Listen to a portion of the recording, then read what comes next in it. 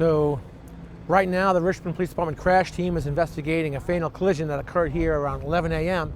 on Chamberlayne Avenue, 2300 block. Officers arrived and found a pedestrian down and unfortunately didn't survive the collision. A vehicle drove southbound off the roadway and struck the pedestrian, then traveled, struck a parked car. It was unoccupied, and then came to rest a short distance later. The adult male was the pedestrian, and he was pronounced dead at the scene, tragically. The vehicle had an adult male driver and an adult female passenger. They were transported to a local hospital with injuries that are not considered life-threatening. Right now, both sides of the roadways were closed, but now the northbound is open, and the southbound of Chamberlayne Avenue will remain closed for several hours to accommodate the investigation.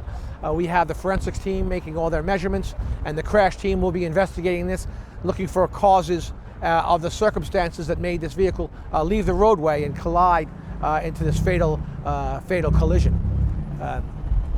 So right now, obviously, they're looking at the circumstances and trying to find out why the driver left the roadway as he did. And anyone with information can call Investigator Drago at area code 804-646-1369. But right now we're investigating a fatal collision right here on Chamberlayne Avenue. One pedestrian male is unfortunately dead, two are injured, and the investigation's continuing. Maybe, I don't know if there's anything you can comment on.